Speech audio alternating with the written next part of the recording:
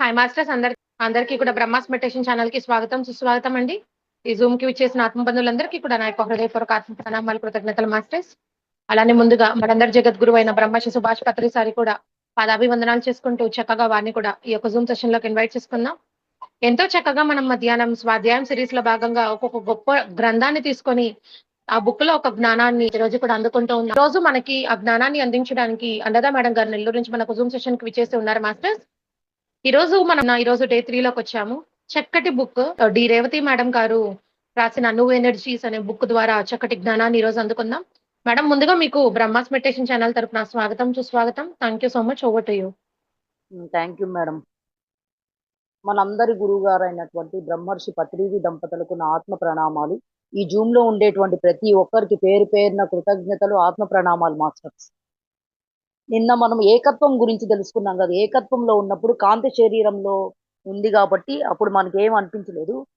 ద్వంద్వత్వంలోనికి ఎప్పుడైతే వచ్చామో అక్కడ అన్ని డబల్ అన్నమాట. సృష్టి మూలంలో కాంతి జీవులైన ఆత్మలు తమ తమ సృజనాత్మకతను బట్టి వివిధ రకాల లోకాలు సృష్టించారు కదా. అక్కడంతా తెలుసుకున్నాము. అప్పుడు నక్షత్రాలు, గ్రహాలు, గెలాక్సీలు, విశ్వాలు అన్నింటినీ సృష్టిస్తున్నారు. అప్పుడు లెక్కలేనన్ని డైమెన్షన్స్ సృష్టించేశారు మాస్టర్స్. జ్ఞానానికి కొదవే లేనట్లు అద్భుతాలను సృష్టించుకుంటూ పోయారు. ఒకవైపు యుద్ధాలు జరుగుతున్నాయి, మరొక వైపు సృష్టి జరుగుతుంది. ఎప్పుడైతే ద్వంద్వత్వం అనే దాంట్లోకి మనం ఎంటర్ అయ్యామో అప్పుడు ఏమైంది, ఇంకా అన్ని కష్టాలే. ఇంకా అగ్నిగోడను కూడా దాటొచ్చేసాం అనమాట. ఇప్పుడు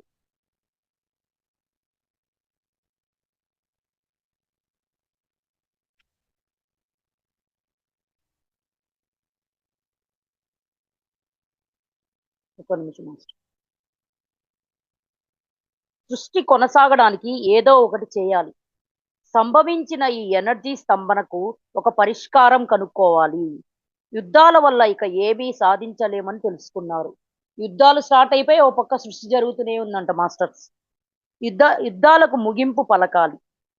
అడుగు ముందుకు వేసి తరువాత దశకు చేరుకోవలసిన సమయం వచ్చేసింది అని చెప్తున్నారు మాస్టర్. అప్పట్లో తొలి సృష్టి వెలుపలనున్న అందరి చైతన్యాల మధ్య లింకులు ఉన్నాయి. ఒకరికొకరికి లింక్ ఉందన్నమాట మాస్టర్. ఇప్పటిలాగా అప్పట్లో భౌతిక రూపాలు లేవు. ఇప్పుడు భౌతిక రూపాలు ఉన్నాయి, అప్పట్లో ఏమి లేవంట మాస్టర్. అంత ఎనర్జీనే. అప్పట్లో మనల్ని మనం మన ఎనర్జీ లక్షణాలను బట్టి, ప్రకంపనను బట్టి గుర్తించేవారంట మాస్టర్స్. మన ప్రకంపనయే మన పేరుగా ఉండింది. మనకు పేరు కూడా లేదు అప్పుడు. ఇంకా ప్రకంపన అంటే ఏమంటారు దాన్ని? ప్రకంపన అంటే తెలుగులో దాన్ని బట్టి అది కనుక్కునే వాళ్ళంట. మన ప్రకంపనే మన పేరుగా ఉండిందనమాట, భౌతిక రూపాలు లేనందువల్ల. సమావేశం, ఒక భారీ ఎత్తున ఒక జరిగింది. చాలా మంది సమావేశం అయ్యారు. అగ్నిగోడ దాటి వచ్చిన వాళ్ళందరూ దీనిలో పాల్గొన్నారు. అగ్నిగోడ దాటి వచ్చేసాం మాస్టర్. అన్ని ఎనర్జీల చైతన్యం ఒక దగ్గర చేరింది. అందరి దగ్గర ఉండేటువంటి ఎనర్జీస్ అన్ని ఒక దగ్గర చేరాయి అనమాట. ఇప్పుడు ద్వంద్వత్వాన్ని గురించి, ఎనర్జీలో ఏర్పడిన స్తంభన గురించి చర్చించుకున్నారు. సమస్య తమకు మించి ఉందని అర్థం చేసుకున్నారు. సమస్య అనేది మించిపోయిందని చెప్పి అర్థం చేసుకున్నారంట మాస్టర్స్. అందరూ కలిసి తమ శక్తులను ఏకం చేసి ఆర్కేంజల్ ను సృష్టించారు. అందరూ ఏకమైపోయి ఒక ఆర్కేంజల్ అనే దాన్ని సృష్టించారంట.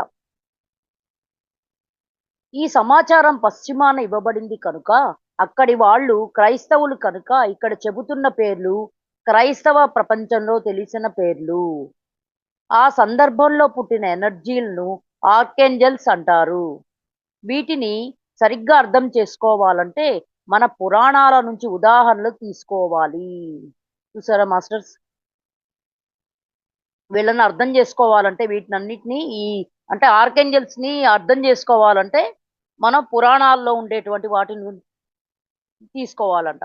రాముడు అనగానే మనకు త్రేతాయుగంలో దశరథునికి పుట్టినప్పటి నుంచి మాత్రమే రాముడున్నాడు. ఆ పరిమితి లోపల ఏ కథ చెప్పినా నమ్ముతాం. ఆ పరిమితి వెలుపలున్న దాన్ని నమ్మడానికి మనం సిద్ధంగా ఉండము. పరిమితి తర్వాత వింటాం కానీ సిద్ధంగా ఉన్నాం కానీ వినడానికి ముందర ఏం జరిగిందో మనం సిద్ధంగా లేమంట మాస్టర్స్. కానీ రామావతారానికి ముందే రామత్వం ఉన్నదన్నది వాస్తవం. దానికి ముందే ఉందంట. రామావతారానికి ముందు రామతత్వం అనేది ఉందంట మాస్టర్స్. అదేవిధంగా హనుమత్ తత్వం, గణేష తత్వం ఆయా పాత్రలు పురాణాల్లో కనబడక ముందే నుంచే ఉన్నాయంట. పురాణాల్లో కనిపించక ముందే ఉన్నాయంట ఈ తత్వాలన్నీ. ఆర్కెంజల్ గేబ్రియల్ మన హనుమంతుడని ఒక మహనీయురాలు చెప్పడం జరిగింది. ఆర్కెంజల్ గేబ్రియల్ అని ఆయన హనుమంతుడు అని చెప్పి చెప్పిందంట. ఆయన అవతారం అని. అయితే ఇలాంటి వాటిని మనం అంత తేలిగ్గా అంగీకరించకపోతే అందులో ఆశ్చర్యం లేదు. కనుక ఇది సమస్త సృష్టి కథే తప్ప కేవలం ఒక మతానికి చెందిన కథ కాదు అని అర్థం చేసుకుందాం. సమస్థితి విపరీతంగా తప్పి ఉన్న ఎనర్జీలను నిర్వచించి సహాయపడడం కోసమే ఈ ఆర్కెంజల్ను సృష్టించడం జరిగింది. రాక్షస సంహారం చేయమంటూ పరాశక్తిని ప్రత్యక్షం చేసుకున్న దేవతలు తమలోని శక్తులను ఆ దేవికి ఇచ్చి ఆమెను యుద్ధానికి సిద్ధం చేసిన కథలు మనకు తెలుసు. అలాగే అందరూ కలిసి తగిన సంకల్పం చేసి శక్తివంతులైన ఆర్కెంజల్స్ ని సృష్టించారన్నమాట. అందరు కలిసి ఒక ఎనర్జీ, ఆ ఎనర్జీతో ఏం చేశారు, వాళ్ళలో ఉండేటువంటి ఆ శక్తినంతా సంకల్పం చేశారు. చూసారా, ఇక్కడ కూడా సంకల్పం చేసి వాళ్ళందరూ ఏం చేశారు, ఒక పెద్ద సృష్టిని, ఒక ఆర్కెంజల్స్ ని సృష్టించారనమాట. ఆర్కెంజల్స్ అంటే వాళ్ళు ఏంజల్సే, కాకపోతే ఏంజల్స్ లోని శ్రేష్ఠులు అన్నమాట. అంటే ఆర్కెంజల్స్ వాళ్ళందరూ కూడా ఏంజల్సే, కాకపోతే వాళ్ళలో గొప్పవాళ్ళు. ఇంకా పరిష్కారం సూచించమని ఆర్కెంజల్స్ ని అడిగారు. ఆర్కెంజల్స్ సుదూరానికి భవిష్యత్తులోకి దృష్టి సారించి, అంటే ఎంతో లోతుగా ఆలోచించి తెలుసుకున్నది, తెలియచెప్పింది ఏమిటంటే ప్రకంపన వేగాన్ని ఇక తగ్గించుకోమన్నారు. అప్పుడు ద్వంద్వత్వం ఇంకా లోతుగా అర్థమవుతుందంట. మనం యొక్క ఆ ప్రకంపనాన్ని ఎప్పుడైతే తగ్గిస్తామో అప్పుడు ద్వంద్వత్వంలోనికి ఇంకా లోతుగా వెళ్ళవచ్చు అన్నమాట మాస్టర్. అనుభవపూర్వకంగా అర్థమవుతుంది, మామూలుగా తెలీదు. అనుభవపూర్వక ఎక్స్పీరియన్స్ ద్వారా మాత్రమే అర్థమవుతుందంట మాస్టర్. దానివల్ల మంచి చెడ్డలు, చీకటి వెలుగులు లాంటి ద్వంద్వాల మధ్య ఒక సమన్వయము, సమైక్యత ఏర్పడతాయి. అంటే ద్వంద్వాల సమైక్యత ఆలోచన అప్పుడు అప్పుడు బయలుదేరిందన్నమాట. కనుకనే పోలారిటీ ఇంటిగ్రేషన్ లేదా ద్వంద్వాల సమైక్యత ఏదో ఒక నాటికి ఖచ్చితంగా ఏర్పడుతుందని అందరికీ ఆనాడే తెలిసిపోయిందంట. ముందుగా తెలిసిపోయిందంట మాస్టర్స్. అయితే అది ఎప్పుడు ఎలా ఏర్పడుతుందన్నది మాత్రం ఎవ్వరికీ తెలియదు. ద్వంద్వాల సమైక్యత కోసం కృషి ప్రారంభమైంది. అయితే మనకి ఇక్కడ ఒక ప్రశ్న ఉదయిస్తుంది. మన అందరి సమాలోచనలో రాని పరిష్కారం ఆర్కెంజల్స్ ఎలా చెప్పగలిగారు, వాళ్ళకి ఎట్లా తెలిసింది అని. అసలు కిటుకు ఇక్కడే దాగి ఉంది. అసలు యుద్ధాలు అనేవి ఎందుకు జరిగాయి? దివ్యజీవులుగా అప్పట్లో ఉన్న మనం పూర్తిగా అటు చీకటి అటు చీకటి వైపుకో లేక పూర్తిగా ఇటు వెలుతురు వైపుకో మొగ్గిపోయి ఉండేవాళ్ళం. మనకు చీకటి గురించి కానీ వెలుతురు గురించి కానీ మాత్రమే తెలుసు. అంటే అటు రాక్షసులుగానో ఇటు దేవతలుగానో ఉండినామని అనుకోవచ్చు. అటువంటి మనం అందరం కలిసి మనలోని శక్తులను ఏకం చేసి ఆర్కేంజల్స్ ను సృష్టించాము. మనం అందరం కలిసి మన యొక్క శక్తులన్నిటినీ పెట్టుకుని ఈ ఆర్కేంజల్స్ అనే వాళ్ళని సృష్టించామంట మాస్టర్. అంటే ఆర్కేంజల్స్ లో మనందరి అనుభవాల సారం ఉన్నదన్నమాట. అంతే కదా, మనం అందరం కలిసే కదా సృష్టించాం. మన శక్తినంత పోగు చేసి ఇరుపక్షాల అనుభవాలు కలిగిన వారు కనుక వాళ్ళు ద్వంద్వాల సమైక్యత గురించి సూచించగలిగారు. మరి ఇరుపక్షాల సమైక్యతను కలబోసుకున్న వారు తామే ఆ ద్వంద్వాల సమైక్యతను తేవచ్చు కదా. అలా కాక కేవలం సూచించేసి ఊరుకున్నారెందుకు? ద్వంద్వాల సమైక్యత రావాలంటే కేవలం ఆలోచన వస్తే చాలదు. మళ్ళీ ద్వంద్వాలన్నీ మరోసారి అనుభవించి ఆ అనుభవం నుంచి సమైక్యతను తీసుకురావాలి. ఈ వివరం ముందు ముందు మనకు బోధపడుతుంది. నెమ్మదిగా మనకు తెలుస్తుందంట మాస్టర్స్. పైగా మరో విషయం ఏమిటంటే ఆర్కెంజల్స్ ను సృష్టించినప్పుడు సూచించమని మాత్రమే వాళ్ళను ప్రోగ్రామింగ్ చేశారు. సూచించడంతో వాళ్ళ బాధ్యత తీరిపోయింది. ఇక చేయవలసిన పనుల్లోకి మనం దిగిపోయాము. మనం సంపూర్ణత్వంలో ఉన్నప్పుడు ఎప్పుడు బహిర్ముఖంగా సృష్టి చేస్తూ వచ్చాము. స్పిరిట్ సృష్టి కూడా ఎప్పుడు బహిర్ముఖంగానే జరుగుతూ వచ్చిందంట మాస్టర్స్. మన సంపూర్ణత్వంలో ఉన్నప్పుడు కూడా బయట చేశారంట సృష్టి. స్పిరిట్ కూడా ఎప్పుడు బహిర్ముఖంగానే సృష్టి, అంటే స్పిరిట్ ఆత్మ సృష్టి కూడా బయటే జరిగిందంట మాస్టర్. ఇప్పుడు సమయం వచ్చింది ఆగి అంతర్ముఖమై కేవలం ఏకాంతంలో మాత్రమే కనుగొనగలిగిన దానిని కనుక్కోవలసిన సమయం వచ్చింది. ఇప్పుడు అంతర్ముఖులయ్యారన్నమాట. ఇది మరింత బాగా అర్థం కావాలంటే తొలి సృష్టిని చెట్టున కాసిన ఒక కాయతో పోలుద్దాం. కాయ పెరిగి తన పూర్తి సైజుకు వచ్చేసింది. ఇక జరగాల్సింది బాహ్యంగా జరగాల్సింది కాదు. అంటే చెట్టుకుండేటువంటి ఒక కాయ పెరిగి పెద్దదైపోయి సైజుకి వచ్చేసిందంట. ఇంకా దాన్ని బయట దాని గురించి ఏం ఆలోచించాల్సిన అవసరం లేదన్నమాట. బాహ్య పెరుగుదల ఆగి లోపల పండటం జరగాలి. కాయేమో పెద్దదైపోయింది మాస్టర్, లోపల పక్వతకు రావాలన్నమాట. పండడం కూడా పెరుగుదలే కదా, లోపల పండాలి కదా. కాయ ఒకటే కాసేసి సరిపోయింది, లోపలంతా పండుతూ నెమ్మదిగా దాని పైకి వస్తుందన్నమాట. ఇందుకోసం గాను అత్యున్నతమైన చైతన్య స్థాయిలో ఒక ఒప్పందం జరిగింది. అప్పుడు వాళ్ళు భౌతిక శరీరాలతో లేరు. అప్పుడు ఫస్ట్ ఏకత్వంలో ఉన్నప్పుడు కాంతి వాసులు వాళ్ళు, కాంతి దేహులు. వాళ్ళ గుర్తింపు బట్టి, ఎనర్జీని బట్టి, ప్రకంపనను బట్టి ఉండేది. ఇప్పుడు అలాగే ఉంది. లోప్సాంగ్ రాంప ఏం చెబుతాడంటే, చనిపోయి ఆస్ట్రల్ ప్రపంచానికి వెళ్ళిన వాడిని అతని రూపాన్ని బట్టో లేక పేరుని బట్టో గుర్తించరట.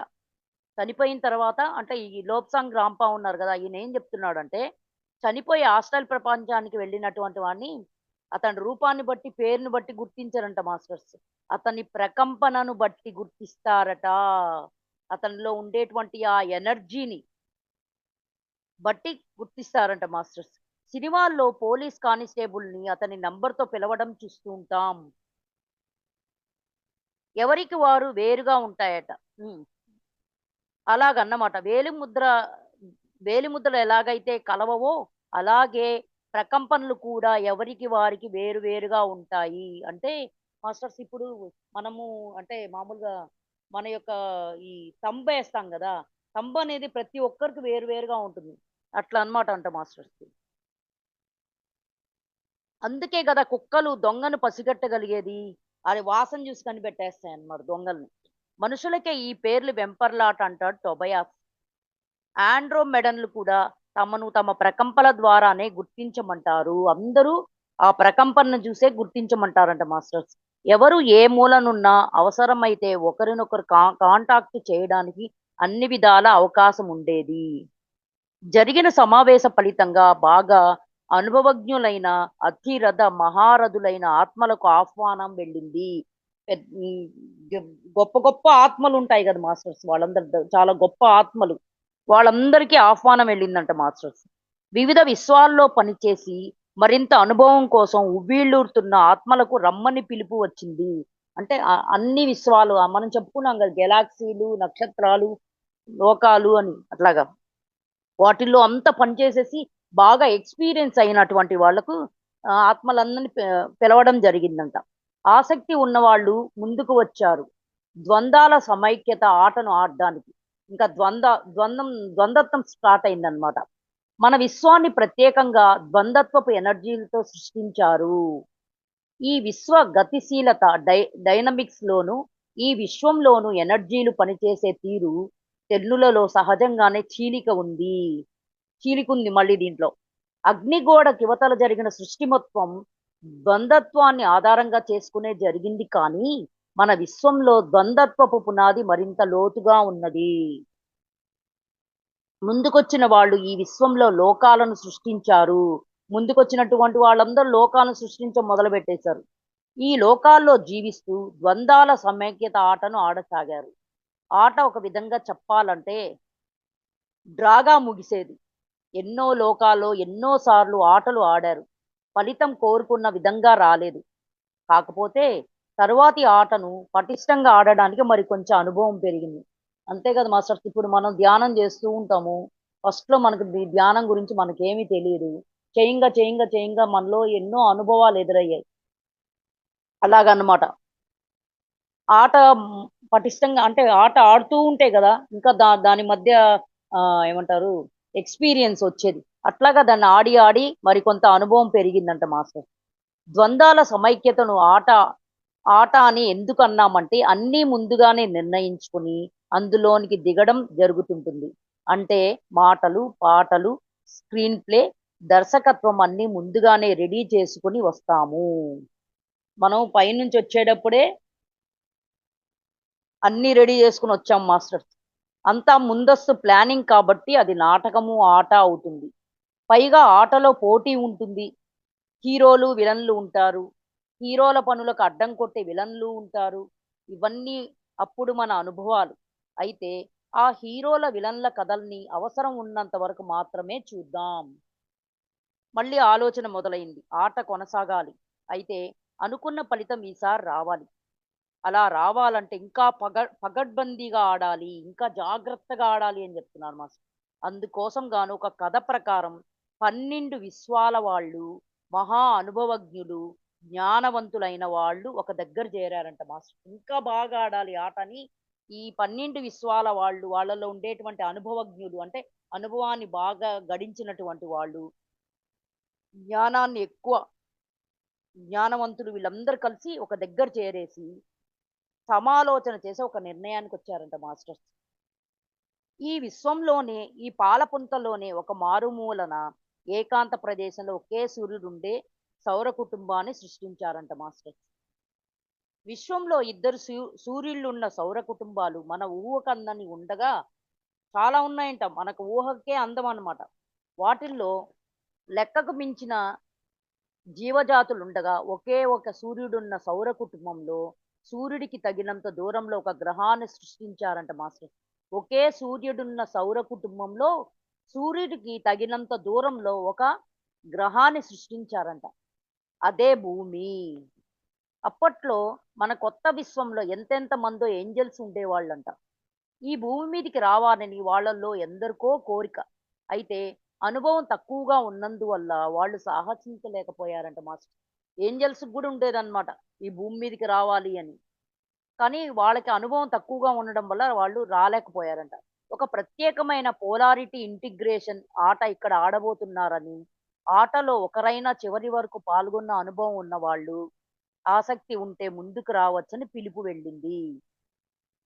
పాల్గొన్న అనుభవం ధైర్యాన్నిస్తుంది. అంతే కదా మాస్టర్స్. మనం చెప్పంగా ఫస్ట్ మనం చెప్పలేము ఎక్స్‌పీరియన్స్ అంటే మామూలుగా క్లాస్ చెప్పాలంటే. చెప్పంగా ఈ జూమ్‌లో చెప్పంగా ఏమవుతుంది ధైర్యం వస్తుందన్నమాట. అప్పుడు ముందుకెళ్ళి చెప్పగలుగుతాం. అలాగా ఆ పిలుపునందుకుని ముందుకొచ్చిన వాళ్ళు ఎంతో అనుభవాన్ని గడించిన వాళ్ళు. ఎన్నింటినో భరించి సహించిన వాళ్ళు. చూసారా మాస్టర్స్? ఎంతో అనుభవం వచ్చేసింది వీళ్ళందరికీ. ఎన్ ఎన్నిటినో భరించేసి సహించినటువంటి వాళ్ళంట వీళ్ళంతా. తొలి సృష్టి తుది అనుభవం కోసం వాళ్ళిక్కడికి వచ్చారు. ఆ ఆత్మలు లేదా దివ్యజీవులు ఎంతో ఉత్సాహంగా వచ్చారంట మాస్టర్స్ ఆ దివ్యజీవులు. అలా వచ్చిన వారిని ఒక ప్రత్యేకమైన ఏంజెల్స్ బృందంగా సెలెక్ట్ చేశారు. వాళ్ళందరినీ ఒక బృందంలాగా ఒక సెలెక్ట్ చేశారంట. వాళ్ళతో ఒప్పందం జరిగింది. ఆ ఒప్పందం ప్రకారం ఎన్నిక చేయబడ్డ ఈ ఏంజెల్స్ పదుగురి బాగు కోసం కొన్ని పనులు చేయాలి. అందులోనే వారి బాగు కూడా ఇమిడి ఉంది. వాళ్ళు కొన్ని విషయాలు తెలుసుకున్నారు. ఏమిటి వాళ్ళు తెలుసుకున్న విషయాలు? ఒప్పందం. ఒప్పందం. మరో కొత్త అనుభవం కోసం నలుగురి బాగు కోసం ముందుకొచ్చిన ఏంజెల్స్ విశ్వకర్తలతో ఎలాంటి ఒప్పందం చేసుకున్నారో తెలుసుకుందాము. ఒప్పందం దేనికైనా ఫస్ట్ ముందర చర్చించుకుని తర్వాత ఏదైనా చెయ్యాలన్నమాట మాస్టర్స్. పరస్పర విరుద్ధ గుణాలైన బంధత్వాన్ని మరింత లోతుగా అర్థం చేసుకోవాలి. దేన్నైనా అర్థం చేసుకోవాలంటే అందులోనికి పూర్తిగా దిగినప్పుడే దానిని అనుభవపూర్వకంగా తెలుసుకోగలుగుతారు. అలా అనుభవపూర్వకంగా తెలుసుకోవాలంటే తమ ప్రకంపన వేగాన్ని, ఫ్రీక్వెన్సీని అంటే అల సంఖ్యను తగ్గించుకుంటూ రావాలి. అంటే తమ సాంద్రత ఇంకా పెంచుకోవాలన్నమాట.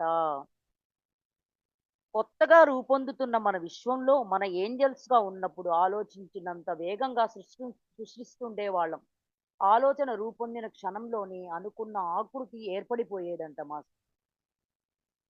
ఒక్కోసారి అవి మన చెయ్యి దాటిపోయేవి. ఒక్కోసారి అసలు మనం ఇరు పక్షాల్లో ఏ పక్షాన ఉన్నామో మనకే అర్థం కాని పరిస్థితి. అనుకున్నది అప్పట్లో ఎంత వేగంగా జరిగిపోయేదంటే, మనకు వచ్చిన ఆలోచన వల్ల మనకు మేలు జరుగుతుందా? లేక కీడు జరుగుతుందా? అనేది ఆలోచించి అర్థం చేసుకునేలోగానే పని జరిగిపోయి ఉండేదంట మాస్టర్స్. మన ఎనర్జీని ఎలా కంట్రోల్ చేయాలో మనకే అర్థం కాలేదంట. దాంతో వ్యవహారాలు చేయి దాటిపోయాయని అనిపించిందంట మాస్టర్స్. దానితో పాటు తమ శక్తులు తగ్గించుకోవాలి, పరిమితం చేసుకోవాలి, తాత్కాలికంగా వదులుకోవాలి, వాటి గురించి మర్చిపోవాలి. అజ్ఞానాన్ని పులుముకోవాలి. భూమి అనబడే ప్రదేశానికి వాళ్ళు వెళ్ళాలి. అక్కడ భౌతిక పదార్థ స్వరూపాన్ని వాళ్ళు తీసుకోవాలి.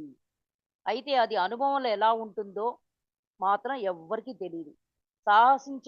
సాహసించగలిగిన వాళ్ళే ఇందులోకి దిగాలి. ఈ భూమిలోకి రావాలన్నమాట. మరో షరతేమిటంటే తామెవరో వాళ్ళు పూర్తిగా మర్చిపోయి అజ్ఞానంలో బతకాలంట మాట. ఇప్పుడు మనం పైనుంచి మనం రాసుకొచ్చాము మన ఇది ప్లాన్ ప్రకారం. మనం కిందకొచ్చేసిన తర్వాత అంతా మర్చిపోతాం కదా మాస్టర్స్. ఏం గుర్తుండదు. జనన మరణ చక్రం గుండా నడవాలి. అంటే అనేకానేక జన్మలు ఎత్తాలంట మాస్టర్స్.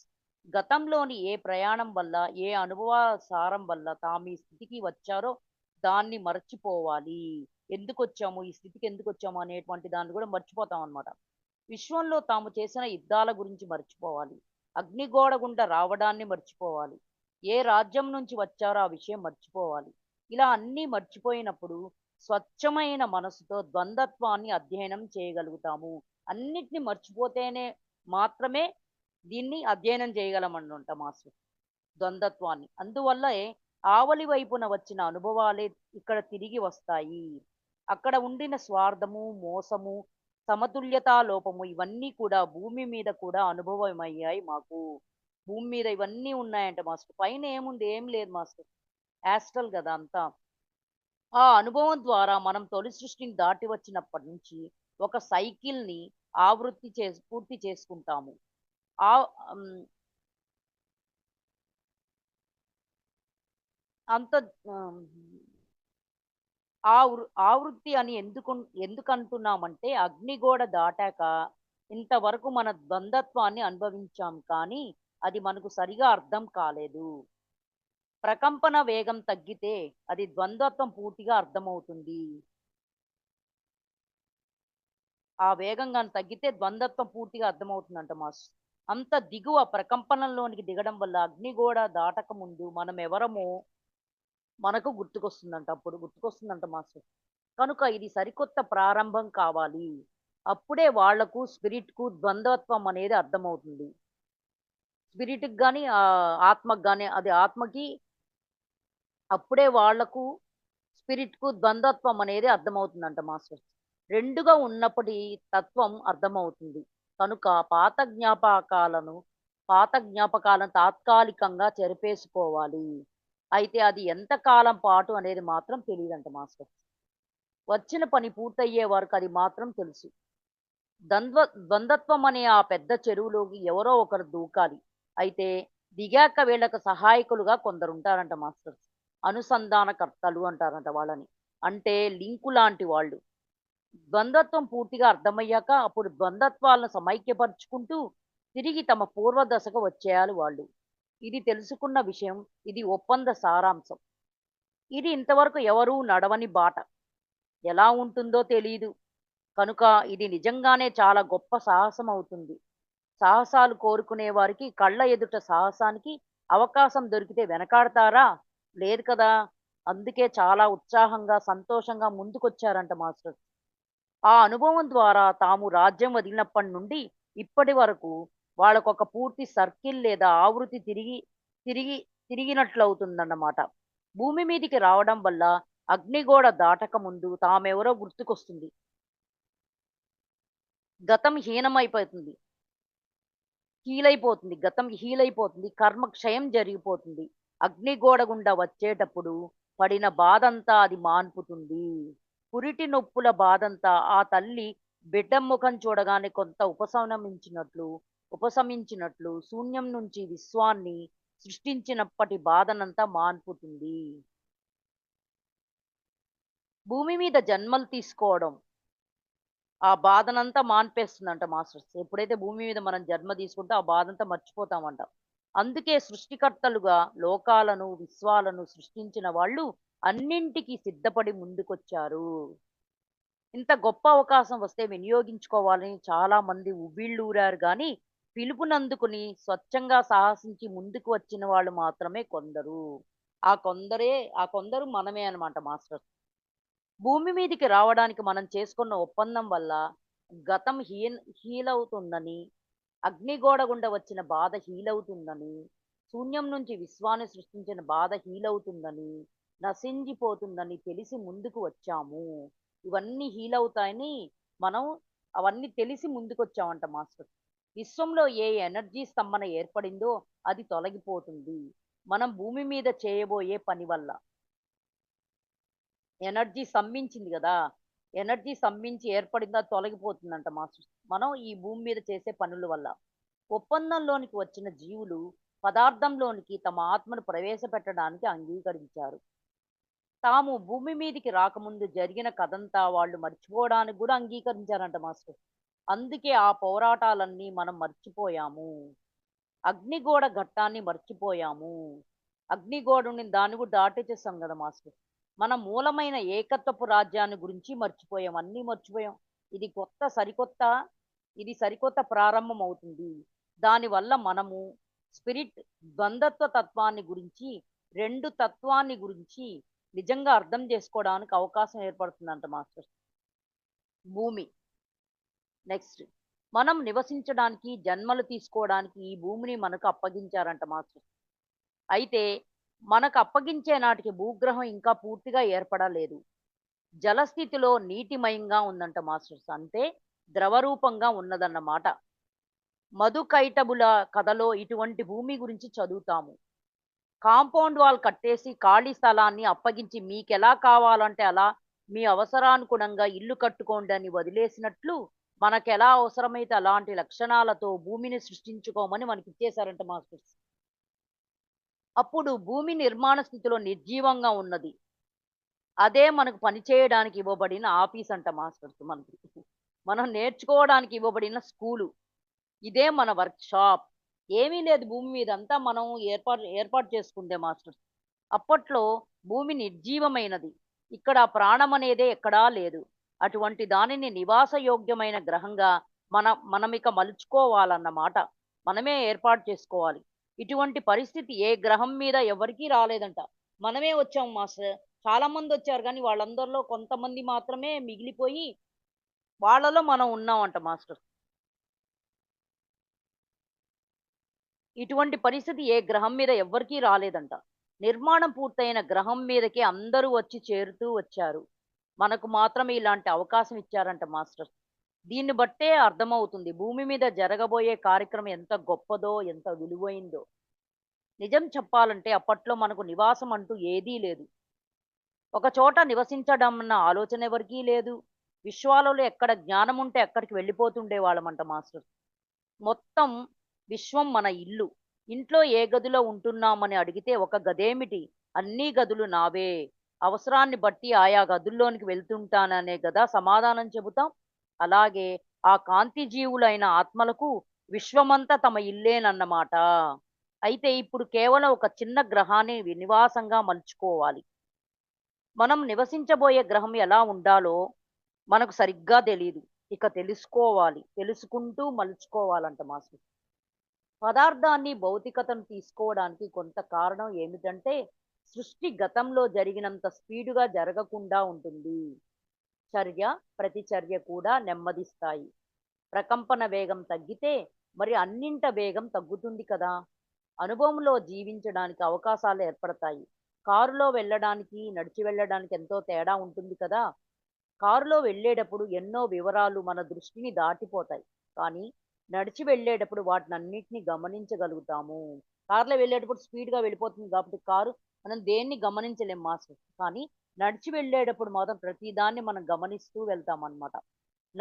నడిచి వెళ్ళడం వల్ల గమనిక, అనుభవం ఎక్కువవుతాయి. నడిచేటప్పుడు టైం పడుతుంది కదా! కనుక ఎక్కువ వివరాలు చూడగలుగుతాము. ఇక్కడ మనం కాలానికి, వేగానికి లొంగిపోయి ఉంటాము. ఆవలి వైపున వీటికి అతీతంగా ఉంటాము. ఇటువైపు లేము గదా! మనం అటువైపు ఉన్నప్పుడు అసలేం తెలీదనమాట. మనం ఇటువైపు ఉన్నాం గాబట్టి నెమ్మదిగా వెళ్తూ ఉండి అన్నీ చూస్తూ, అన్నీ నేర్చుకుంటూ వెళ్తామనమాట. టీవీలో చూపుతున్న ఆటల్లో ఏదైనా అనుమానం రాగానే దాన్ని మళ్ళీ మళ్ళీ స్లో మోషన్‌లో చూపుతారు. ఎలా జరిగిందో మనకు స్పష్టంగా తేట తెల్లంగా అర్థం కావాలని అలా చూపుతారు. అలాగే ద్వంద్వత్వాన్ని వివరంగా అర్థం చేసుకోవాలని మనం భూమి మీదకి దిగాము. అసల ద్వంద్వత్వం అనేది ఏందని తెలుసుకోవడానికే మనం ఈ భూమి మీదకొచ్చామంట మాస్టర్. అంచనా వేయడానికి, ఏ పార్టీదో నిర్ణయించడానికి, బ్యాలెన్స్ ఏర్పడేలా సహాయం చేయడానికి అవకాశాలుంటాయంట మాస్టర్. భూమి మీదికి రావడానికి కొన్ని కోట్ల మంది కాంతి జీవులైన ఆత్మలు ముందుకొచ్చారంట మాస్టర్స్. అయితే కేవలం అలా ముందుకొచ్చిన మన వల్ల భూమి మీద పని పూర్తవదు. పూర్తవదు. మనకందరికీ ఇతర ఆత్మల సహాయం ఎంతో అవసరం. అందుకే మనకు సహాయం చేయడానికి మరింత మంది కాంతి జీవులు ముందుకొచ్చారు. నీళ్ళల్లోకి దిగి లోతులు తెలుసుకునే వాళ్ళం. మనమైతే ఒడ్డున కూర్చుని మనం అందించే జ్ఞానాన్ని అందుకునేవాళ్ళు, వాళ్ళకవసరమైన చోట సాయం చేసేవాళ్ళన్నమాట. భూగ్రంథం. భూమి యొక్క గ్రహం యొక్క ఉనికి ప్రారంభం కాగానే దానికంటూ ఒక రికార్డ్ ఏర్పడిపోయింది. భూమి మీద ఎప్పుడెప్పుడు ఏమి జరుగుతుందో అవన్నీ ఆ రికార్డు పుస్తకంలో పుటలుగా రూపుదిద్దుకుంటాయి. అంటే ప్రతీదీ జరిగేవన్నీ దాంట్లో రాస్తారంట మాస్టర్. దాంట్లో ఆ రికార్డ్ పుస్తకంలో పుటలుగా అంటే పేజీలుగా రూపుదిద్దుకుంటున్నాయి. ఆ పుస్తకమే బుక్ ఆఫ్ ఆర్త్ లేదా భూగ్రంథం అని అంటాడు టొబయాస్. భూగ్రంథం అంటారంట మాస్టర్స్. టొబయాస్ చెప్తున్నాడనమాట. దీన్ని భూమికి సంబంధించిన ఆకాశిక్ రికార్డ్ అనుకోవచ్చంట మాస్టర్. పైనుంటాయి గదా! Akashic records. ఈ భూమి మీద గూడా ఉందంట మాస్టర్. మనం ఇక్కడికొచ్చి చేసిన పనులన్నీ అందులో రికార్డ్ అయిపోతూ ఉంటాయి. మనం మొదట భూమి మీదకి వచ్చినప్పుడు కాంతి జీవులం. ఫస్ట్ మనం భూమి మీదకొచ్చినప్పుడు కాంతిగా వస్తామంట మాస్టర్స్. మనకు భౌతిక రూపం లేదు. తెరకావలి వైపున ఉన్న ఎందరో సహాయం చేయగా, మన ఎనర్జీని మలుచుకున్నాం. మనమేం చేసుకొని రాలేదు. వేరే వాళ్ళ సహాయం గూడా తీసుకుంటున్నాం మాస్టర్. భూమి యొక్క మూడవ పరిధిలోకి మనం ప్రవేశించడానికి అనుకూలంగా, భౌతికంగా భూమి మీదికి రాడానికి చాలా కాలం ముందే మన ఎనర్జీ రూపంలో భూమి మీదకి వచ్చాము. మనమంతా ఇక్కడికి ఎనర్జీ రూపంలో వచ్చింది ఇక్కడ ఎనర్జీ టెంప్లేట్‌లను, గ్రిడ్‌లను అమర్చడానికి. భూమి అనబడే ఈ గ్రహం మీద ఉండవలసిన వాతావరణానికి పునాదులు వేయడానికి, ఎనర్జీని అల్లడానికి వచ్చాము. భౌతిక రూపం తీసుకోవడానికి ముందే మనం మనం ఇక్కడికొచ్చింది ఇక్కడి వాతావరణానికి అలవాటు పడడం కోసం. వచ్చేస్తే తర్వాత ఇంకేముంది ఇంకా అంటే నెమ్మదిగా అక్కడుంటూ అక్కడ యొక్క ఆ వాతావరణాన్ని అన్నిటిని ఏర్పరచుకుంటూ అలవాటు పడడం కోసమేనంట మాస్టర్స్. ఇక్కడ ఎనర్జీలను అమర్చడంలో సహాయం చేయడం కోసం మన ఈ ప్రయాణంలోకి రాని ఏంజెల్స్ ఎంతోమంది మనకు సహాయం చేశారంట మాస్టర్. ఏంజెల్స్ కూడా మనకు సహాయం చేశారు. మనం మనకు అప్పగించినప్పుడు భూమి నిర్జీవమైందని చెప్పుకున్నాం. అప్పుడు ఏమీ లేదు. కాంతి శరీరదారులుగా వచ్చి భూమికి ఎనర్జీ టెంప్లేట్‌లను అమర్చాము. మనం ఇక్కడికి రాగానే మొట్టమొదట ఒక్కొక్క రకం మన చైతన్యంలోని కొంత భాగాన్ని అంటే ఒక చిన్న ముక్కను భూమికి పంచాము. అలా మనమందరం పంచిన ఆ చైతన్యపు ముక్కలన్నీ కలిసి ఒక సంపూర్ణమైన ఎనర్జీ చైతన్యంగా మారిందంట. ఆ చిన్న చిన్న ముక్కలన్నీ కలిపి ఒక సంపూర్ణమైనటువంటి ఎనర్జీగా మారిందంట మాస్టర్. కొన్ని రకాల పరిమితులున్న ఒక చైతన్యమైంది. ఎనర్జీ ఒక లక్షణాన్ని సంతరించుకుందంటే అదొక వ్యక్తిలాగా వ్యవహరించడం, పనిచేయడం మొదలుపెడుతుంది. ఆ చైతన్యాన్నే మనం భూదేవి అంటున్నాము. భూమికి ప్రాణం పోసాము, ఎదిగే శక్తిగా తయారు చేశాము. ఈ భూ చైతన్యం లేదా భూదేవి ఎవరో కాదు. సాక్షాత్తు మనమేనంట మాస్టర్. మనలోని భాగమే. ఈ విధంగా ఆ గ్రహం మీద జన్మ తీసుకోబోయే ఆత్మలు తమ చైతన్యాన్ని ఆ గ్రహానికి పంచడం సృష్టిలోనే వేరే ఏ గ్రహానికి జరగలేదు. చూసారా? మనమే చేసాం.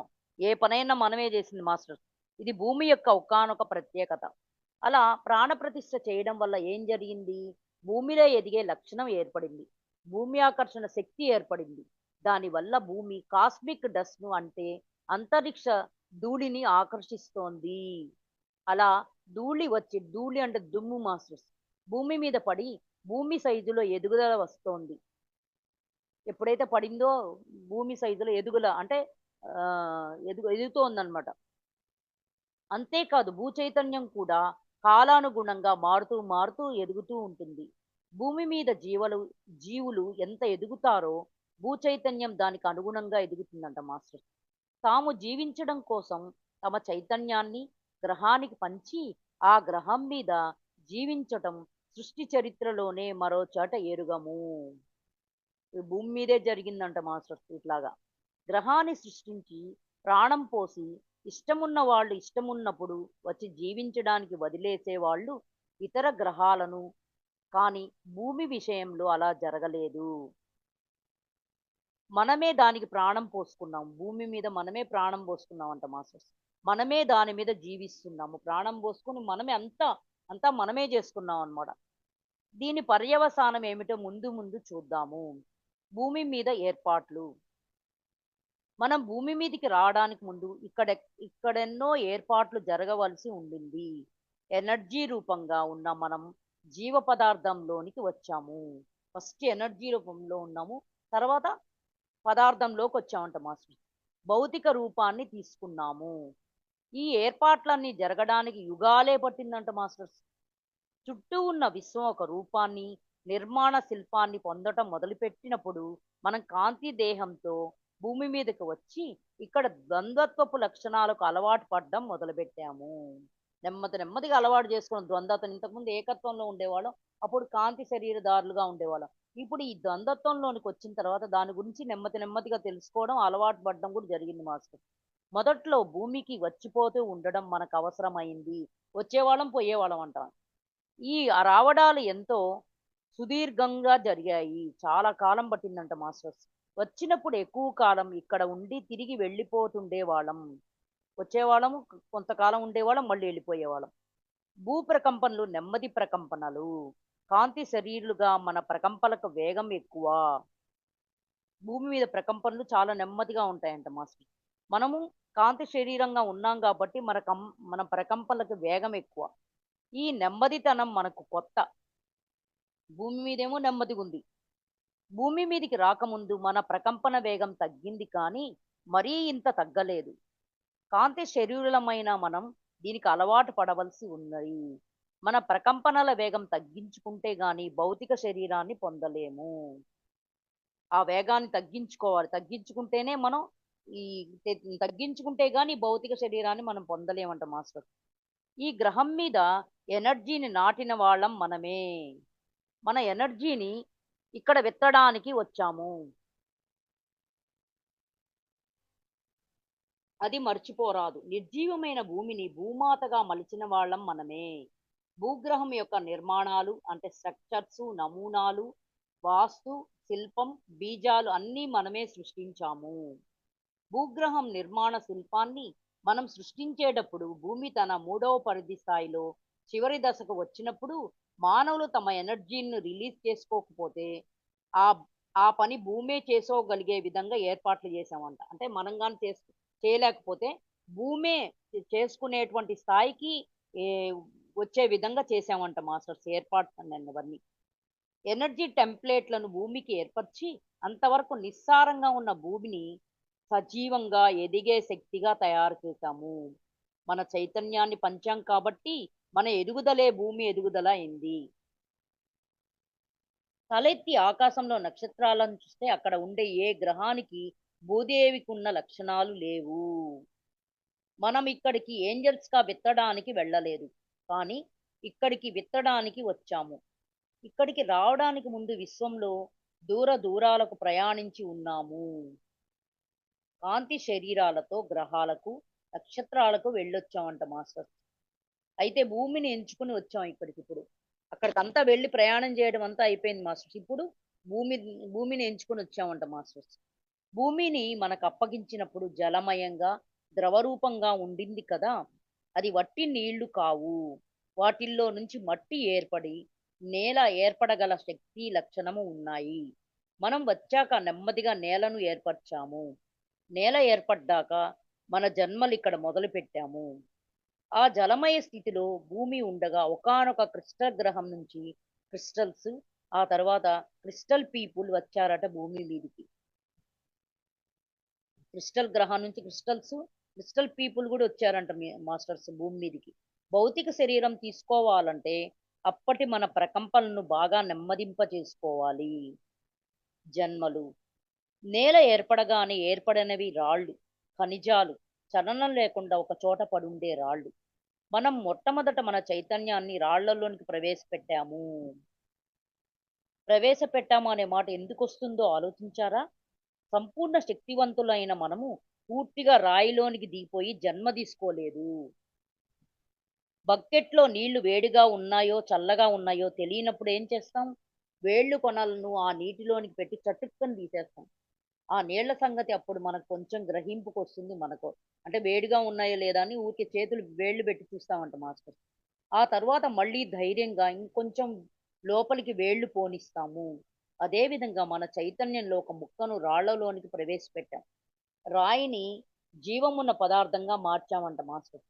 రాయి బతుకుందో చనిపోయిందో ఎలా తెలుస్తుంది అని మనకు సందేహం వస్తుంది. రాతికి గట్టిదనము రూపం వచ్చే వరకు ఆ రాయి బతికున్నట్లే. చూసారా? ఎప్పుడు అది దానికి రాతికి గట్టిదనము చచ్చిపోయింది. రాతికి గట్టిదనము రూపం ఉన్నంత వరకు ఆ రాయి బతికున్నట్లే అంట మాస్టర్. అంటే గట్టిదనం వచ్చేంత వరకు. నిర్జీవమైపోయి రాయి పొడిగా రాలిపోతుందంట. పెద్ద పెద్ద బండలు కూడా మాస్టర్ అవి కొన్ని సంవత్సరాలు అట్లా అయిపోయిన తర్వాత అది దుమ్ముగా ఇదైపోతుందంట. అంత పెద్ద రాళ్ళు కూడా అన్నమాట. అంతేకాదు రాళ్ళు కరిగే వేళ అంటారంట. శిల్పాలను చెక్కవలసి వచ్చినప్పుడు కొన్ని అతి సున్నితమైన భాగాలను చెక్కేటప్పుడు ఆ రాయి జాతిని బట్టి అది మెత్తబడే సమయం చూసుకుని ఆ సమయంలోనే చెక్కుతారంట మాస్టర్. చూసారా? ఆ సమయంలో రాయి చాలా కొద్దిగా మెత్తబడి ఉంటుందంట మాస్టర్. ఆ సమయం అంటే వాళ్ళకి తెలుసు, చెక్కే వాళ్ళకి తెలుస్తుంది అనమాట. అప్పుడు శిల్పం అనుకున్న విధంగా ఏర్పడుతుందంట మాస్టర్. అసలు భూమి మీద ఉనికి ఎలా ఉంటుందో తెలుసుకోవాలి కదా. అందుకే మనం పూర్తిగా రాళ్లల్లోకి దిగిపోలేదు. కొంతకాలం రాళ్లల్లో ఉండి తిరిగి వెళ్ళిపోతూ ఉండేవాళ్ళం అంట మాస్టర్. మళ్ళీ కొంతకాలానికి తిరిగి వచ్చేవాళ్ళం. అలా రాళ్లల్లో నిద్రిస్తూ ఇక్కడి వాతావరణాన్ని పరిశీలించసాగాము. భూమి మీద ఉండడం అనే దానిని తెలుసుకున్నాము. చూసారా? అంటే మనం అంటాం కదా ఖనిజాలు, రాళ్ళు, రప్పలు, వృక్షాలు ఇవన్నీ అని. అట్లా చూడండి, అక్కడే ఉండలే మనం. వచ్చేవాళ్ళం, ఉండేవాళ్ళం, వెళ్ళేవాళ్ళం అన్నమాట. భూమి మీద ఉండడం అనేది దాన్ని తెలుసుకున్నాం అన్నమాట. అలా చాలా కాలం గడిచాక రకరకాల చెట్లను సృష్టించాం. మనమే చేసాం ఇదంతా. మనమే సృష్టించామంట మాస్టర్.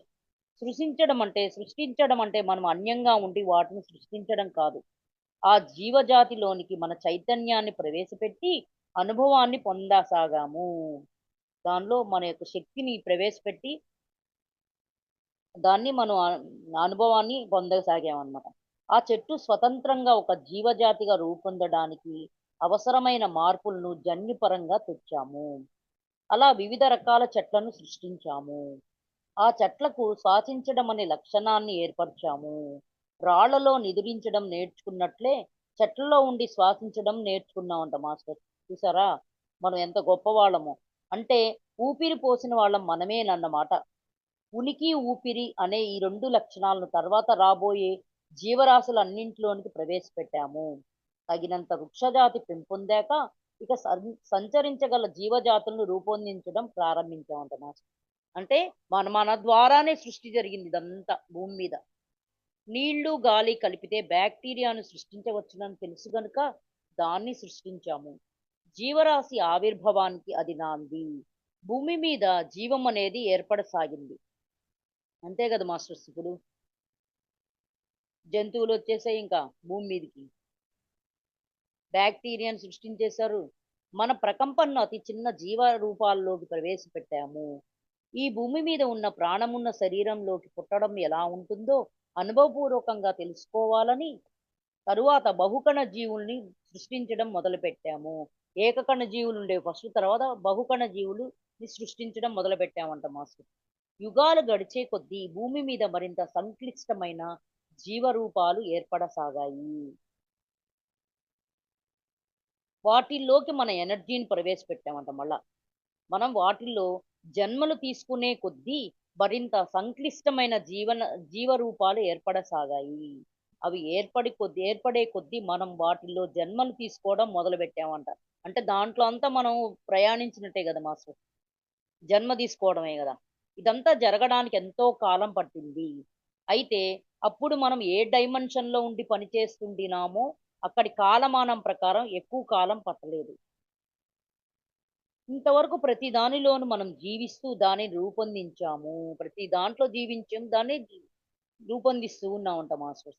పరిణామం చెందిస్తూ వచ్చాము. ఇక చలనత్వ లక్షణాన్ని ప్రవేశపెట్టాలనుకున్నాం. అంటే కదిలేది. రాళ్ళు, రప్పలంటే ఒకే దగ్గరుంటాయవి. ఇంకా ఇవి జంతువులంటే అవి అంటే ఇక్కడి నుంచి అక్కడికి, అక్కడి నుంచి ఇక్కడికి వెళ్తూ ఉంటాయి గదా మాస్టర్. కనుక జలచరాలను రూపొందిస్తూ వాటిల్లో మన ఎనర్జీని నిలుపుతూ చాలా కాలం గడిపామంట మాస్టర్స్ మనం. జలచరాలు అంటే భూమి మీద ఉండేటువంటి కప్పలు, పాములు వీటిని. చలనమున్న జీవరాశిని సృష్టించాలనుకోగానే మొదట్లో నీళ్ళల్లో జన్మ తీసుకోవడానికి ఇష్టపడ్డామంట చూసారా? నీళ్ళల్లో గూడా ఉన్నాయి గదా! మొసలి, పాములు ఇవన్నీ కప్పలు ఇవన్నీ. అట్లాగా భూమి మీద జన్మ తీసుకోవడానికి ఇష్టపడ్డామంట. నేల మీద జన్మల కంటే నీళ్ళలో జన్మలు తీసుకోవడానికి మనం ఎక్కువగా ఇష్టపడ్డామంట. నేల మీద ఉండడానికంటే జలంలోనే. ఎందుకంటే నేల మీద కంటే నీళ్ళల్లో ప్రకంపనలు కాస్త మృదువుగా అనిపించాయంట. అందుకే అప్పట్లో భూమి మీద పరిణామం చెందుతూ రూపుదిద్దుకుంటున్న జలచరాల్లోకి మన ఎనర్జీని ప్రవేశపెట్టాము. అంటే నెమ్మది నెమ్మదిగా ఆ భూమి మీద నుంచి మళ్ళీ నీళ్ళల్లోకి వచ్చి తర్వాత ఏం చేసాము ఆ జలచరాలు అంటే లోపల ఉండేటువంటి ఆ నీళ్ళల్లో ఉండేటువంటి వాటిల్లోకి మన ఎనర్జీని ప్రవేశపెట్టామంట మాస్టర్. జలచరాల్లో 2 రకాల జలచరాలున్నది గమనార్హం. సముద్రంలో ఈదేవి, సముద్రపు అడుగున నడిచేవి. సముద్రాల్లో ఈదుతూ ఉంటాయి అవి. సముద్రం అడుగులో గూడా నడుస్తూ ఉంటాయంట మాట. ముందుగా ఏర్పడింది ఈదే, ఈదే జీవులు అంటే చేపలన్నమాట ఫస్టు. చేపలనే ముందుగా ఎందుకు ఎన్నుకున్నామంటే, నీళ్ళల్లో అవి కదలడానికి ఎక్కువ శ్రమించాల్సిన పని లేదు. ఎక్కువ శ్రమ లేకుండా కాళ్ళు చేతులు ఆడిస్తే చాలు ముందుకు కదిలిపోతాయి. నేల మీద కదలాలంటే మన శరీర బరువు మొత్తాన్ని మనమే మోసుకుంటూ కదలాలి. నీళ్ళల్లో అయితే మన బరువును నీళ్లు మోస్తాయి. కదలడం తేలిక. చూసారా ఎంత తెలివిగల్లోళ్ళమో మనం. ఈ జలచరాలు నీళ్ళల్లో ఉన్నా ఇవి పీల్చేది నీళ్లు బయటనున్న గాలిని. లోపలే ఉన్నాయి. కానీ ఏం చేస్తున్నాయి? ఈ గాలిని పీల్చుకోవాలి గదా మాస్టర్. అన్ని జలచరాల్లోకెల్లా మనకిష్టమైన జలచర రూపాలు తిమింగల జాతి చేపలు, డాల్ఫిన్‌లు డాల్ఫిన్‌లు. ఆ శరీరాల్లో ఎనర్జీ మనకెంతో నచ్చిందంట మాస్టర్. కనుక ఆ జీవరూపాల్లోనే అనుభవాన్ని గడిస్తూ, అనుభూతి చెందుతూ ఎక్కువ కాలం గడిపామంట మాస్టర్స్ మనం. వాటి చిలిపిదనం, సరదాలు మనకు బాగా నచ్చాయంట. ఆ భౌతిక శరీరాల్లో జన్మించి మన సామర్థ్యాన్ని వెలిబుచ్చాలని మనం ఇష్టపడ్డాము. అందుకే, అందుకే ఈనాటికి ఆ 2 జీవరూపాలంటే మనం ఇష్టపడుతూ ఉంటాం అంటాడు టోబయాస్. ఇక తరువాతి దశలో నీళ్లలో ఈదలేక నడిచే జలచరాలు రూపొందించుకున్నాము.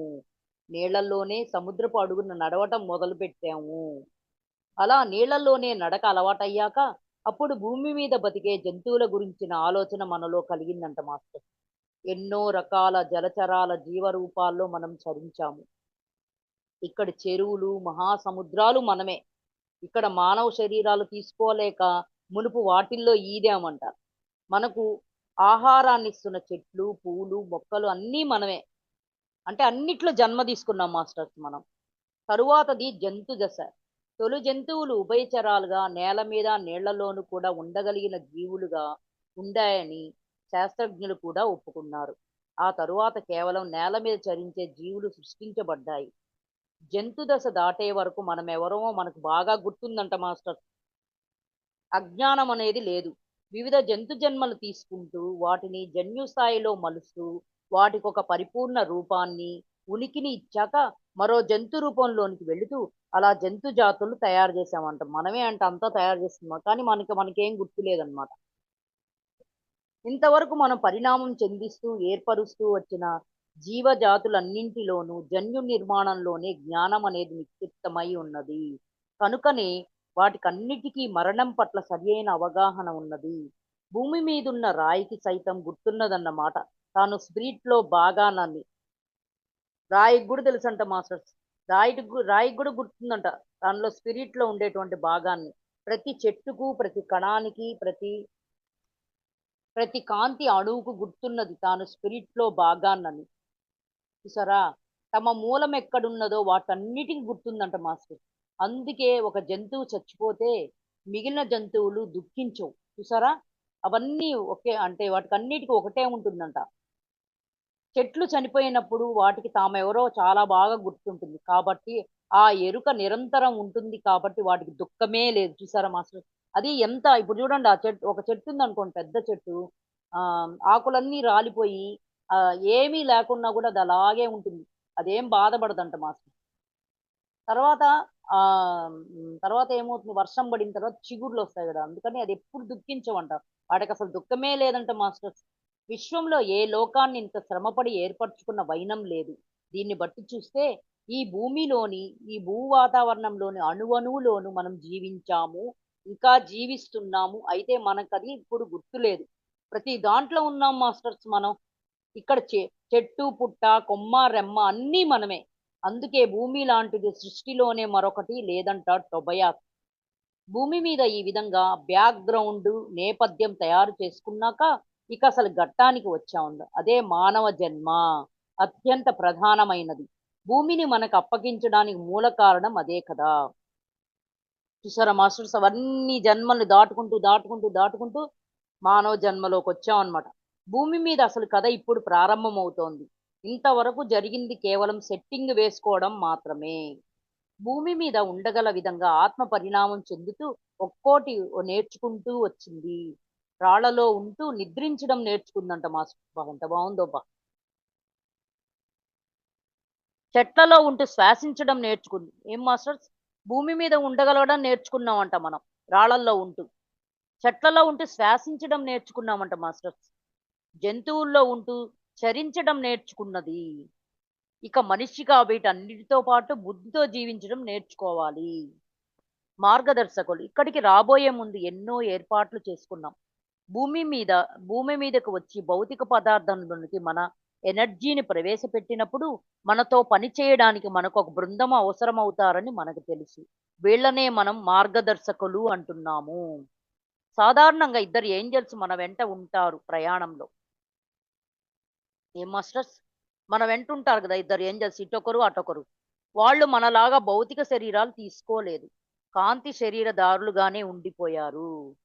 భూమి మీద మనం జన్మలు తీసుకుంటున్నంత కాలం వాళ్ళు మాయతెరకు మన వైపునే ఉండిపోయారు. మనతోనే ఉంటూ వచ్చారు. వాళ్ళు చేయవలసింది ఏమిటంటే ఎనర్జీ బ్యాలెన్స్‌ని నిలపాలి. మనం బ్యాలెన్స్‌తో ఉండేలా చూడాలి. ఆవల వైపు నుంచి వచ్చిన దూతలు వీళ్ళు. ఎప్పుడు మనతోనే ఉండినారు. ఏంజెల్స్ అయిన ఈ మార్గదర్శకులు లేకపోయినట్లయితే ద్వంద్వత్వంలో నుంచి ఏనాటికి బయటపడలేనంతగా మనం కూరుకుపోయి ఉండేవాళ్ళమంట. వాళ్ళు గాని లేకపోతే. అలాగే ఉండిపోయేవాళ్ళమంట మాస్టర్స్ మనం. చక్రాలు. మానవ జన్మకు కొన్ని పరిమితులు ఏర్పరచాలన్న ఒప్పందం పెట్టుకున్న విషయం మనకు తెలుసు. పశుపక్షాదులలో, చెట్లలో, రాళ్లలో ఉన్న చైతన్య స్పృహ మానవుడికి ఉండకూడదు. మరైతే పెంపుడు జంతువులు దిగులు పడుతుంటాయి కదా అని సందేహం రావచ్చు. మానవ సాంగత్య దోషం అన్నమాట అది. అంటే మనతో అవి ఫ్రెండ్‌షిప్ జేస్తుంటాయి గదా! అందుకని ఆ సాంగత్యంతో దాని యొక్క దోషం అంట. జంతు దశలో ఉన్న ఆత్మ మానవ జన్మకు దగ్గరగా వచ్చేటప్పుడు పెంపుడు జంతువుగా పుడుతుందంట మాస్టర్స్. అబ్బా! జంతు దశలో ఉన్న ఆత్మ మానవ జన్మకు దగ్గరగా వచ్చేటప్పుడు పెంపుడు జంతువుగా పుడుతుంది. మానవుల మధ్య తిరుగుతూ కొన్ని కొన్ని మానవ లక్షణాలను అలవర్చుకుంటుందంట మాస్టర్స్. అడవి జంతువులలో ఈ దిగులు పడ్డాలు మనకు కనపడవు. జంతువులు వాళ్ళు దిగులు పడుతున్నాయి అంటే అడవి జంతువుల్లో. కనుక అలాంటి జ్ఞాపకాలను నిలిపే శక్తులు, ఎనర్జీలు మనలో ఏవైతే ఉన్నాయో వాటిని పద్ధతి ప్రకారం విభజించి మన శరీరం లోపల ఎనర్జీ సెంటర్లుగా ఏర్పరచడం జరిగింది. ఈ ఎనర్జీ పాయింట్లనే మనం చక్రాలు అంటాము. ఇటువంటి ఎనర్జీ పాయింట్లు మన భౌతిక శరీరంలో 7, ఎథరిక్ శరీరంలో 5, 12 సెంటర్లు ఉన్నాయంట మాస్టర్. ఒక్కొక్క సెంటర్ యాక్టివ్ అయ్యే కొద్దీ ఆయా చైతన్య లక్షణాలు శక్తి రూపంగా మనలో గోచరమవుతాయంట మాస్టర్. ఒక్కొక్క సెంటర్. మనం ద్వంద్వత్వంలో, అజ్ఞానంలో ఉన్నామనడానికి తార్కాణం. ఈ ఎనర్జీ సెంటర్ లేదా చక్రాలు. ఇవి నిద్రాణంగా ఉంటాయంట. అంటే నిద్రపోతూ ఉంటాయంట మాస్టర్. మనలో అనుభవము, జ్ఞానం పెరిగే కొద్దీ ఒక్కొక్కటి యాక్టివేట్ అయి విచ్చుకుంటుందంట మాస్టర్. గ్రిడ్లు అజ్ఞానాన్ని పులుముకోవడం మన ఒప్పందంలో పాయింట్ కదా. బలవంతపు అజ్ఞానాన్ని నెత్తిన వేసుకోవాలన్నమాట. ఇందుకోసం ఎనర్జీ చక్రాలుగా విడిగొట్టుకోవడమే కాక విజయవంతంగా అజ్ఞానం కావడం కోసం భూమి చుట్టూ 2 విద్యుత్ అయస్కాంత పొరలను నిర్మించడం జరిగింది. వీటినే విద్యుత్ అయస్కాంత గ్రిడ్లు, ఎలక్ట్రోమాగ్నెటిక్ గ్రిడ్లు అంటారు. ఈ గ్రిడ్లని ఆధ్యాత్మికంగా చెప్పాలంటే మాయ తెర అంటారంట మాస్టర్. ఈ గ్రిడ్లలో ఒక దానిని పందిరికున్న గుంజల్ని నేలలోనికి నాటినట్లు భూమిలోనికి నాటడం జరిగింది. రెండవది దానికన్నా ఎత్తున ఉన్నది. ఈ మాయతెరను ఒక హద్దుగా పెట్టుకుని దానికి అవతల ఉండి పోయిన వాళ్ళని అవతలి వైపు వాళ్ళని, ఈ యువతలి వచ్చిన వాళ్ళని దానికి యువతలికి వచ్చిన వాళ్ళని ఇవలి వైపు వాళ్ళని అనడం జరుగుతుంది. ఈ గ్రిడ్లు సరిహద్దులు లాంటివి. వీటి వల్ల ఆవలి వైపు వాళ్ళని మానవులు చూడలేరు, వారి మాటలు వినలేరు.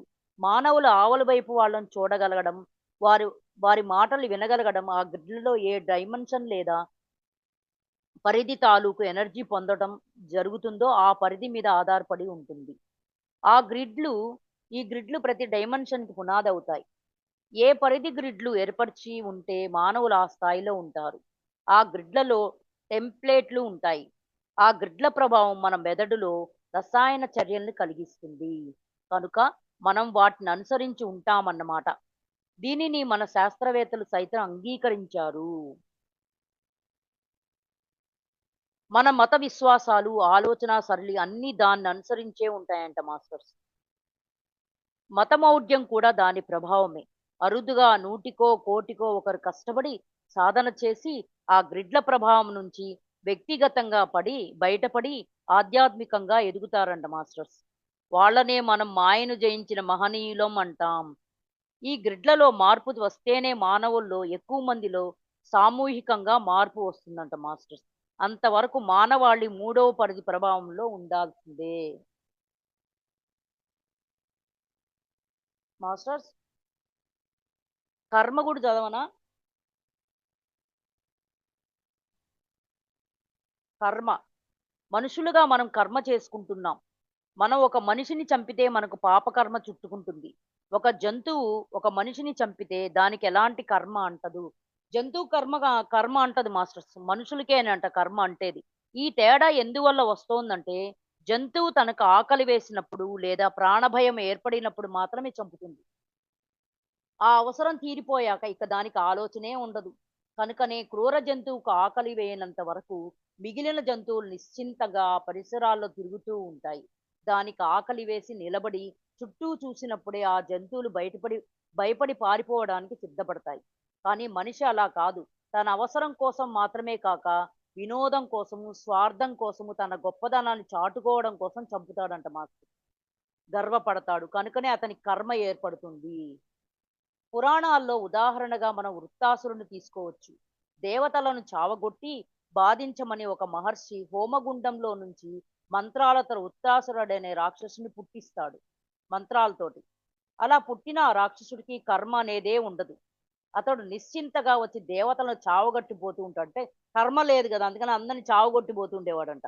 ఏం చేసినా వాడిని చంపలేకపోతారు దేవతలు. అప్పుడు విష్ణుమూర్తి దగ్గరికి వెళ్ళి మొరపెట్టుకుంటే వాడికి కర్మ అనేదే లేదు, కనుక నేను సైతం వాడిని ఏమీ చేయలేను, ముందు వాడిలో కర్మను కలిగించండి అని ఉపాయం చెబుతాడాయన. మరి కర్మ లేకపోతే అలా దేవతలను బాధించే కార్యక్రమం అతను ఎందుకు పెట్టుకున్నట్లు? అసలు అతన్ని పుట్టించిందే దేవతలను ఏడిపించడానికంట. కనుక ఆ విధంగా పుట్టుకలోనే ప్రోగ్రాం అయిపోయి ఉన్నాడు. కనుక ఆ పనే చేస్తున్నాడు అతను. విష్ణుమూర్తి సలహా మేరకు దేవతలు అప్పటినుంచి వృత్తాసురుడు ప్రశాంతంగా కూర్చుని ఉన్నప్పుడు దగ్గరికి వెళ్ళడం, అతను తమను చూడగానే అమ్మబాబోయ్ భయమేస్తుందని పరిగెత్తిపోవడం చేస్తుంటారు. అలా కొంతకాలం జరిగేసరికి ఆ రాక్షసుల్లో క్రమేణా అహంకారం పెరుగుతుంది. అంతే కదా మాస్టర్స్, వాడిని చూసి భయపడుతుండే వాడికి ఇంకా అబ్బా, వాడికి ఇంకా అహంకారం పెరిగిపోయింది అనమాట. దేవతలు తను చూసి భయపడుతున్నారని గర్వపడడం మొదలవుతుంది. అదే అదే అతని కర్మ అయింది. దాన్ని ఆసరాగా తీసుకుని విష్ణువు అతన్ని సంహరిస్తాడు.